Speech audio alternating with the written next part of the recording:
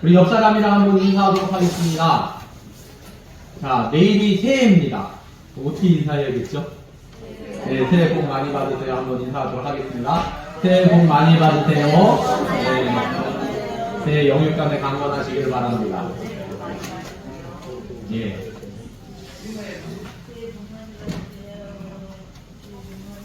한 해를 돌이켜보면 나를 바르게 살려고, 바르게 걸어가려고 우리 인생을 노력을 많이 합니다.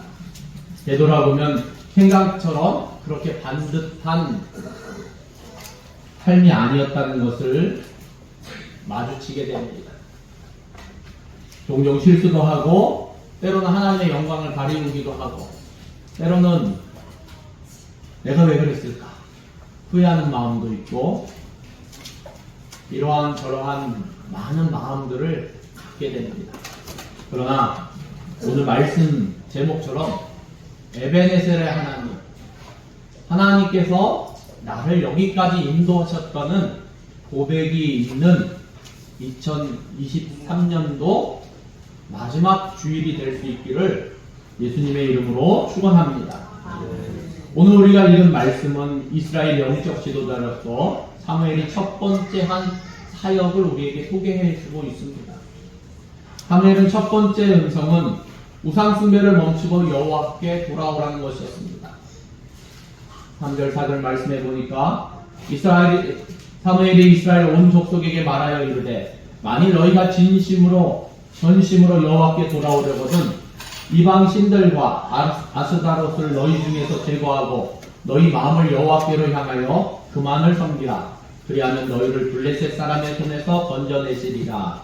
이에 이스라엘 자손이 바알들과 아스다롯을 제거하고 여호와만 섬기니라. 하나님이 이스라엘 민족이 가나안 땅에 들어간 후에 가장 염려했던 것이 무엇이었습니까? 하나님의 은혜와 역사를 잊고 가나안 사람들이 섬기는 우상에 물드는 것들을 많이 염려하셨습니다. 그래서 그것을 방지하기 위하여 그들을 완전히 몰아낼 것을 명령하셨던 것입니다. 그러나 안타깝게도 그들은 가나안 족속을 완전히 몰아내지 못했습니다. 공존하게 된 것입니다. 또 하나님의 염려가 현실로 나타났습니다. 가나안의 우상이 현혹되기 시작한 것입니다. 그들이 섬기는 대표적인 우상은 바알과 아스다롯이었습니다. 바알은 암신이고 아스다롯은 여신입니다. 바알은 생산력 개념을, 아스다롯은 산출력이라는 개념을 상징합니다. 바알은 몽경신으로서 풍요와 풍년을 가져다주는 신이었고, 아스다롯은 성의 여신으로 가산을 상징하는 우상으로 숭배되었습니다. 근동지방에서 출토되는 아스다롯의 신상에는 두 가지 특징이 있었는데, 하나는 가슴을 강조하였고, 또 다른 하나는 불룩한 배 혹은 넓적한 골반을 상징했다고 합니다. 이 두 신이 같이 숭배하는 것이 보통이었는데, 제사의식이 끝난 후에 음란한 행위가 필수적으로 뒤따랐기 때문에 그렇습니다. 그렇다면 왜 이렇게 쉽게 이스라엘 백성들은 하나님을 섬기다가 우상 숭배를 하게 된 것입니까? 여호와 하나님의 신앙은 공동체적인 책임을 강조합니다. 대단히 엄격한 윤리를 요구합니다. 그것은 대개 약자들에 대한 배려와 연관이 많이 됩니다. 그러나 바알과 아스다롯은 윤리의 삶을 요구하지 않습니다. 바알과 아스다롯을 숭배는 개인의 욕망과 깊이 연결되어 있습니다. 개인의 욕구만을 충족시켜줄 뿐입니다. 그래서 탐욕에 눈이 먼 인간들이 우상 숭배에 더 현혹되어지는 것입니다. 이스라엘 역사 대대로 이런 우상 숭배가 끊이지 않고 일어났습니다. 그리고 이스라엘 백성들의 삶에 뿌리 깊이 박혀 있었음을 성경은 우리에게 증거해주고 있습니다. 예로 에레미야는 국난을 피해 애굽으로 피난한 이스라엘 사람들의 죄를 묻습니다. 국난의 원인이 그들이 우상 숭배를 해왔기 때문에 이것이 임했기에 회개할 것을 요구합니다. 그러자 그들은 에레미야를 향해서 비웃으며 이렇게 이야기합니다. 에레미야서 44장 16절입니다. 내가 여호와의 이름으로 우리에게 하는 말을 우리가 듣지 아니하고 우리 입에서 낸 모든 말을 반드시 실행하여 우리가 본래 하던 것 곧 우리와 우리 선조와 우리 왕들과 우리 고관들이 유다 성읍들과 예루살렘 거리에서 하던 대로 하늘의 여왕에게 분향하고 그 앞에 전제를 드리리라. 그때에는 우리가 먹을 것이 풍부하며 복을 받고 재난을 당하지 아니하였더니 우리가 하늘의 여왕에게 분향하고 그 앞에 전제 드리던 것을 패한 후부터는 모든 것이 궁핍하고 칼과 기근에 멸망을 당하였느니라. 여기에 나오는 하늘의 여왕이 바로 아스다롯입니다. 이 말씀은 아스다롯에 대한 숭배가 이스라엘 역사 가운데 오래도록 지속되었음을 우리에게 보여주는 증거입니다. 그만큼 아스다롯은 매혹적인 요소들이 많이 있었습니다. 이스라엘 백성들은 자기 자신들이 겪고 있는 지금 불행, 이 어려움, 재난, 고난, 하늘의 여왕을 버렸기 때문이라고 주장을 합니다. 우상 숭배가 얼마나 뿌리 깊이 내렸는가를 보여주는 말씀입니다. 문제는 우상 숭배가 하나님과의 관계에 단절을 가져온다는 것입니다. 신앙은 이것도 좋고 저것도 좋고 이것이 아닙니다. 신앙은 이것이냐 저것이냐 분명한 신앙의 선택이 있고 결단이 있는 것입니다. 예수님도 하나님과 재물을 겸하여 섬길 수 없다고 말씀하셨습니다. 오늘 말씀 속에 사무엘은 아스다롯을 버리지 않고는 하나님과의 관계를 회복할 수 없기에 그 우상들을 버릴 것을 요구한 것입니다. 감사하게도 4절 말씀에 보면 이스라엘 자손이 바알과 아스다롯을 제거하고 여호와를 섬기는 것을 알 수 있습니다. 그러나 사무엘은 우상 숭배를 버린 것을 공식화하고자 마음먹었습니다. 지금 무엇입니까? 공식적으로 회개 운동과 기도회를 개최한 것입니다. 그래서 5절 6절 말씀해 보니까 사무엘이 이르되 온 이스라엘은 미스바로 모이라. 내가 너희를 위하여 여호와께 기도하리라 하매 그들이 미스바에 모여 물을 길어 여호와 앞에 붓고 그날 종일 금식하고 거기에서 이르되 우리가 여호와께 범죄하였나이다 하니라. 사무엘이 미스바에서 이스라엘 자손을 다스리니라. 그런데 왜 미스바입니까? 두 가지 이유가 있습니다. 하나는地理적 이점 때문입니다. 해발 780m의 고지대입니다. 이것은 예루살렘 북서쪽으로 약 8km 떨어져 있는 지역입니다. 사무엘이 이곳으로 백성들을 모은 이유는 이곳이 바로 비교적 이스라엘의 중심부에 해당하기 때문입니다. 전국에서부터 백성들이 모이기에 용이하기 때문에 이곳을 선택한 것입니다. 그러나 단순한 지리적 위치 때문에 아니라 또 다른 이유가 있습니다. 이곳은 이스라엘 역사에서 중요한 장소였습니다. 미스바라는 지명은 야곱과 외삼촌이자 장인인 나반 사이에 맺은 평화협정에서 유래되었다는 것입니다. 바깥나람을 떠나 몰래 고향으로 돌아가던 야곱을 급히 따라온 나반은 야곱과 만난 후에 그동안 서운했던 감정들을 가감없이 드러난 후에 하나의 언약을 세웁니다. 과거에 서운했던 감정을 풀고 평화롭게 지내자는 언약이었습니다. 이때 나반은 야곱이 가진 재산을 인정해주면서 야곱에게 자신의 딸들을 박해하지 말 것을 이야기하며 다른 아내들은 얻지 말 것을 요청합니다. 또 둘은 돌을 주워다가 무더기를 쌓고는 나반은 그것을 여갈사하두다라고 부르고 야곱은 갈르엣이라고 부릅니다. 각각 아람어와 히브리 말입니다. 이것은 증거 무더기의라는 뜻을 가지고 있습니다. 그러니까 돌무더기, 증거의 돌무더기라는 뜻입니다. 이것을 기준으로 서로 넘어와 해를 가하지 못한다는 약속입니다. 일종의 상호 불가침 조약과 같은 것입니다. 이 지역은 네가, 이 지역은 내가 평화롭게 살자. 그런데 사람들은 그 돌무기를 다른 이름 곧 미스바라고 불렀습니다. 이 히브리 말로 미스바는 살핀다, 감찰한다는 뜻을 가지고 있습니다. 또한 망대 혹은 파스라는 의미도 있습니다. 서로 떨어져 있는 동안은 하나님께서 그 둘 사이를 감시하시기를 바란다는 뜻을 담고 있는 것입니다. 창세기 31장 45절 말씀을 보면 이에 야곱이 돌을 가져다가 기둥을 세우고 또 그 형제들에게 돌을 모으라 하니 그들이 돌을 가져다가 무더기를 누르매 무리가 거기 무더기 곁에서 먹고 라반은 그것을 여갈사하두다라 불렀고 야곱은 그것을 갈렛이라 불렀으니 라반의 말에 오늘 이 무더기가 너와 나 사이에 증거가 된다 하였으므로 그 이름을 갈렛이라 불렀으며 또 미스바라 하였으니 이는 그의 말에 우리가 서로 떠나 있을 때에 여호와께서 나와 너 사이를 살피시옵소서 함이라.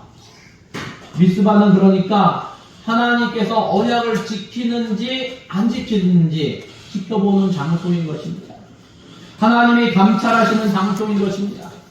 사무엘이 미스바를 택한 이유는 단순히 지리적 이점도 있지만 하나님이 이 회개의 기도에서 결단한 내용들을 감찰하여 달라는 영적인 의미도 포함되어 있는 것입니다. 그러면 미스바에 모여서 한 일은 무엇입니까? 6절 말씀해 보니까 그들이 미스바에 모여 물을 길어 여호와 앞에 붓고 그날 종일 금식하고 거기에서 이르되 우리가 여호와께 범죄하였나이다 하니라. 이스라엘이 미스바에서 이스라엘 자손을 다스리는가. 세 가지 행동을 합니다. 이 말씀에 비춰보니까 첫째, 물을 기어 여호와 앞에 부었습니다. 물을 기어 여호와 앞에 부은 행위는 자신들의 죄악이 물이 흘러간 같이 흘러가기를 원하는 그러한 소망을 담고 있는 것입니다. 둘째는 종일 금식합니다. 금식행위 역시 철저히 자기 절제 행위로서 극도의 슬픔을 토로한 가운데 오직 하나님의 자비와 긍휼만을 간구하는 참회의 모습입니다. 세 번째로는 우리가 여호와께 범죄하였나이다 하며 구체적으로 회개하였습니다. 구체적으로 자신의 잘못을 여호와께 아뢰는 회개가 필요합니다. 1907년 한국교회로서는 꼭 기억해야만 하는 해입니다. 왜냐하면 이때 한국교회는 큰 부흥을 이루었습니다. 평양을 중심으로 전국적인 신앙회복 운동이 일어났습니다. 그런데 이 신앙회복 운동에 함께 수많은 사람들이 예수를 믿게 된 결정적인 계기는 한 사람의 눈물 어린 회개 때문에 발생했습니다. 1907년 1월 13일 주일 밤 집회였습니다. 많은 사람들이 참석했습니다. 당시에 예배를 인도하던 이기람 선교사는 무엇인가 막힌 듯한 것을 느꼈습니다. 무엇 때문에 하나님의 은혜가 이 집회에 임하지 않는 것인가 대중들에게 물었습니다. 바로 그때 한 사람이 일어나서 자기의 죄를 눈물로 뉘우치며 고백하기 시작했습니다. 그는 그 교회의 장로이자 전도사인 길선주였습니다. 하나님께서 우리 집회에 은혜를 내리지 않는 이유는 바로 나 때문입니다. 나는 바로 아간과 같은 사람입니다. 나 때문에 하나님께서 이 집회에 은혜를 베푸시지 않는 것입니다. 약 1년 전에 내 친구 중 한 사람이 임종을 하면서 내게 부탁을 했습니다. 길장로, 내가 세상을 뜨거든 내 유산을 돌보아 주시고 내 아내가 세상을 너무나 모르니 당신만 믿겠소. 나는 잘 돌보아 줄 터이니 염려하지 말라고 약조했습니다. 그러나 그 친구가 세상을 떠난 뒤에 미망인의 재산을 관리해 주면서 미화 $100 상당의 돈을 사취하였습니다.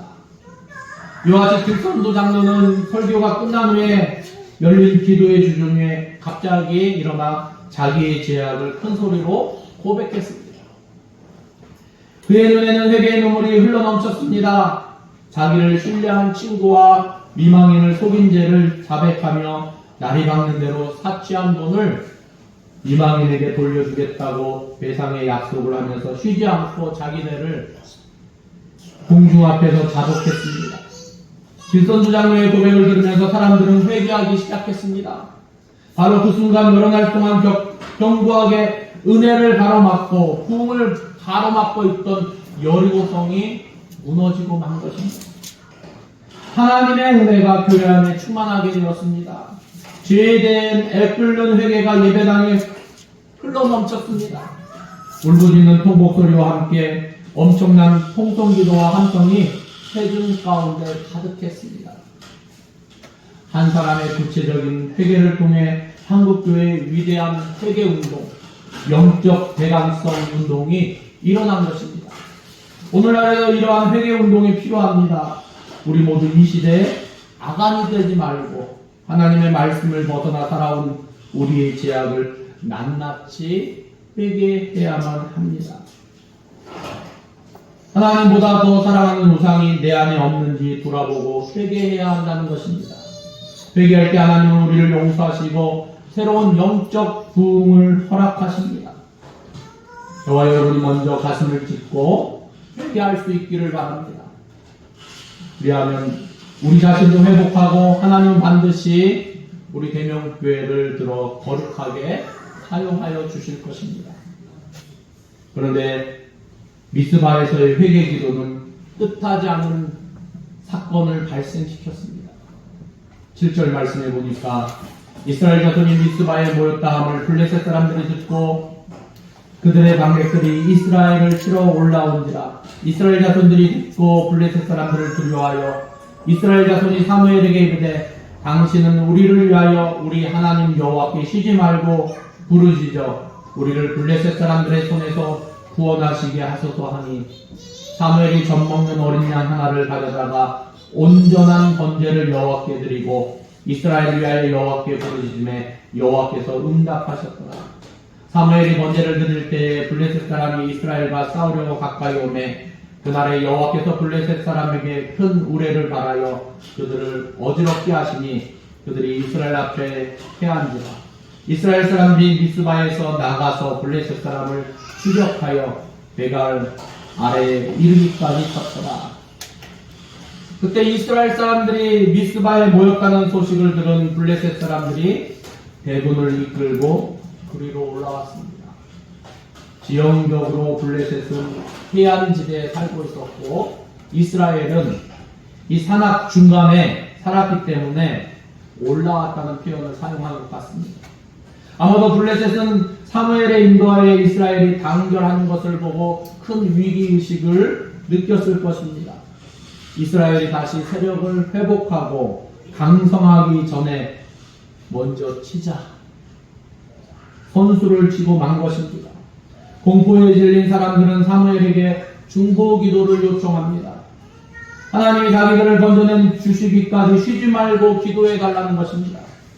사무엘은 어린 양 한 마리를 가져다가 번제로 바치고 하나님께 부르짖습니다. 그랬더니 놀라운 일이 일어났습니다. 하나님이 직접 개입하셨습니다. 하나님이 큰 우레를 발하셨습니다. 블레셋 진영에 큰 두려움이 일어나 혼란에 빠진 것입니다. 고대인들은 하늘에서 번개와 우레가 발할 때 하늘에 있는 신이 노하였음을 이야기했습니다. 그리하여 하늘에서 이러한 일이 발생하면 두려워하며 어찌할 바를 몰라 했습니다. 성경에서 이런 우레 외에도 여러 자연현상들을 무기로 삼아 하나님께서는 직접 개입하시는 경우들이 있습니다. 초자연적인 역사가 성경에는 분명히 증거되고 있습니다. 이스라엘은 두려움의 자리를 떨치고 일어나 혼란에 빠진 블레셋을 무찔렀습니다. 여기에서 우리가 알아야 할 한 가지 사실이 있습니다. 그것은 우리가 하나님 앞에 바로 서려고 할 때 거기에는 분명히 반드시 대적들의 방해 공작이 있다는 사실입니다. 뜻하지 않은 시험이 올 수도 있습니다. 전혀 생각하지 못한 장애가 나를 가로막을 수도 있을 것입니다. 그러나 포기하지 않을 때 하나님은 우리의 도움이 되어주심을 꼭 기억하시기 바랍니다.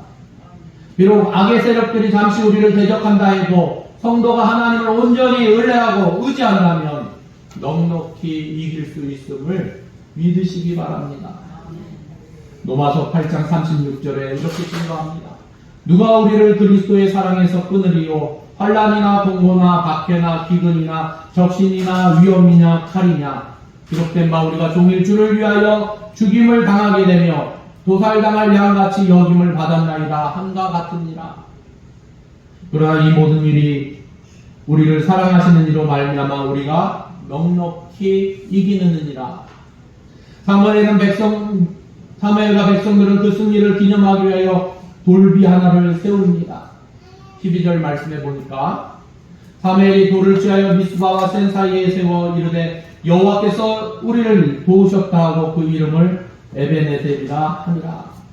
이에 블레셋 사람들이 굴복하여 다시는 이스라엘 지역 안에 들어오지 못하였으며 여호와의 손이 사무엘이 산 날 동안에 블레셋 사람을 막으심에 블레셋 사람들이 이스라엘에게서 빼앗겼던 성읍이 에그론부터 가드까지 이스라엘에게 회복되니 이스라엘이 그 사방 지역을 블레셋 사람들의 손에서 도로 찾았고 또 이스라엘과 아모리 사람 사이에 평화가 있었더라. 사무엘이 사는 날 동안에 이스라엘을 다스렸으되 해마다 베델과 길갈과 미스바로 순환하여 그 모든 곳에 이스라엘을 다스렸고 남아로 돌아왔으니 이는 거기에 자기의 집이 있음입니다. 거기서도 이스라엘을 다스렸으며 또 거기에 여호와를 위하여 제단을 쌓았더라. 아멘. 사무엘이 돌을 하나 가져다가 미스바와 센 사이에 놓고 여호와께서 여기까지 우리를 도우셨다 말하면서 그 돌 이름을 에벤에셀이라 지었습니다. 에벤에셀은 도움의 돌이라는 뜻입니다. 그리고 사무엘이 살아있는 동안 이스라엘은 잃었던 옛 땅을 회복하고 아모리 족속과의 평화를 유지하였습니다. 사무엘은 이스라엘의 지도자로서 여러 곳을 순회하며 말씀을 가르쳐서 이스라엘은 영적으로도 회복하게 되었습니다. 사랑하는 성도 여러분, 오늘 말씀은 우리에게 분명히 증거하고 있습니다. 진정한 평화는, 진정한 회복은 하나님 앞에서 돌이킬 때 일어난다는 것입니다. 우리가 하나님 앞에 회개하고 바른된 삶을 살아갈 때 하나님께서는 우리에게 에벤에셀의 하나님으로 함께 해주신다는 사실을 기억하시기 바랍니다. 그러기 위해 우리가 먼저 하나님 앞에 옷을 찢지 말고 마음을 찢고 회개하며 하나님 앞에 바로 서야 한다는 것입니다. 여러분, 오늘은 2023년도 마지막 날입니다. 한 해를 돌이켜보며 내가 하나님 앞에 실수한 것이 없는가? 혹 범죄한 것이 없는가? 나를 돌이켜보면서 하나님 앞에 하나님과 바른 관계를 가질 수 있는 저와 여러분 되기를 바랍니다. 그 무엇보다도 하나님과 내가 바른 관계를 가져야만 우리 안에 생명이 있는 것이고 우리 안에 기쁨이 있는 것이고 우리 안에 감사가 있는 것입니다. 진실로 하나님 앞에 한 해를 돌이켜보며 고백하며 설 수 있고 그 가운데 에베레셀의 하나님의 풍성한 은혜를 감사하며 여기까지 나를 인도하셨고 우리를 이끌어주신 하나님의 은혜와 평강이 항상 충만하시기를 고백할 수 있는 저와 여러분 되시기를 예수님의 이름으로 축원합니다. 기도하시겠습니다. 하나님 감사합니다. 주님께서 여기까지 인도하셨는데 하나님 우리의 눈에 보이기에는 아무것도 아닌 것처럼 보이지만 우리가 느끼기에는 매해 똑같은 같은 날처럼 보이지만 하나님, 그러나 하나님께서는 우리를 위하여 지금도 일하시고 계시고 지금까지 우리를 다스려 주심을 고백합니다. 하나님, 우리가 그것을 깨닫고 혹 하나님의 마음을 아프시게 해드린 것이 있다면 돌이키게 하시고 혹 우리 옆에 있는 지체의 마음을 아프게 한 것이 있다면 회개할 수 있도록 인도하시고 혹 우리 가족들 중에 마음을 상하게 한 것이 있다면 하나님 앞에 자복하고 또 가족에게 용서를 구할 수 있기를 원합니다. 꼭 그 누군가에게 하나님 잘못한 것이 있다면 또한 하나님보다 다른 것을 더 사랑한 것이 있다면 하나님보다 다른 것을 더 우선순위를 두고 행한 것이 있다면 하나님 앞에 자복하고 바른 관계를 형성하며 하나님 앞에 설 수 있도록 인도하여 주시옵소서. 한 해가 지났습니다.